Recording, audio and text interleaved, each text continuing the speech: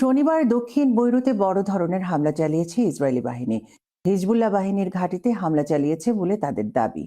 ইসরায়েলের প্রধানমন্ত্রী Benjamin Netanyahu বলেছেন, হামলা অব্যাহত থাকবে। তিনি ইরানে হামলা চালানোর হুমকিও দিয়েছেন। অন্যদিকে হিজবুল্লাহ বাহিনীর নেতারা বলছেন, যুদ্ধে তারা জয়লাভ করবেন। গত সোমবার থেকে ইসরায়েলের হামলা শুরু হওয়ার পর থেকে এই পর্যন্ত বৈরুতে 800 জন নিহত হয়েছে। বিস্তারিত ডেস্ক রিপোর্টে।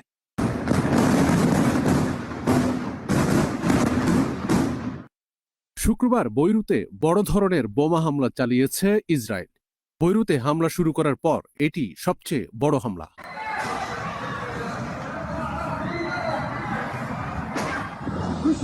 হিজবুল্লাহর প্রধান ঘাঁটি দক্ষিণ বৈরুতের দাহিয়া এলাকায় হামলার পরের দৃশ্য এটি।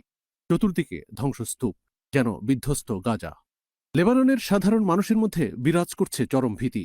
বুঝতে পারছে না সম্মুখে আরো কত হামলার মুখে পড়তে হবে। ইসরায়েলি বাহিনী বলছে তারা হিজবুল্লাহর প্রধান ঘাঁটি লক্ষ্য করে হামলা চালিয়েছে। Moments ago, the Israel Defense Forces carried out a precise strike on the central headquarters of the Hezbollah terror organization that served as the epicenter of Hezbollah's terror.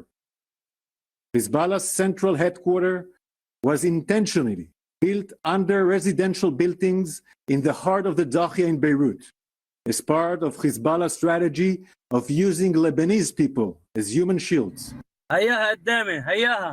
Israeli সংবাদ মাধ্যমগুলো বলছে হিজবুল্লাহ নেতা শেখ হাসান নাসিরুল্লাহকে হত্যা করতে হামলা চালানো হয়েছে।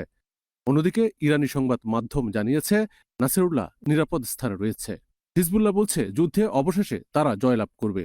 অন্যদিকে ইসরায়েলি প্রধানমন্ত্রী বেঞ্জামিন নেতানিয়াহু জাতিসংঘে বললেন, ইরান ইসরায়েলে হামলা চালালে তারা পাল্টা হামলা চালাবে। I have a message for the tyrants of Tehran. If you strike us, we will strike you.